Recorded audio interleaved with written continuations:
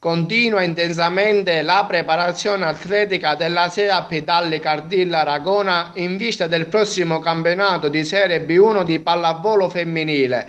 Ieri le ragazze allenate da Luca Secchi hanno giocato un test amichevole contro il Modica, squadra che la SEAP Dalli Cardilla Ragona incontrerà nel prossimo campionato di Serie B1 Girone D. Il test è finito 2-2 e si è disputato nella struttura geodetica di Modica.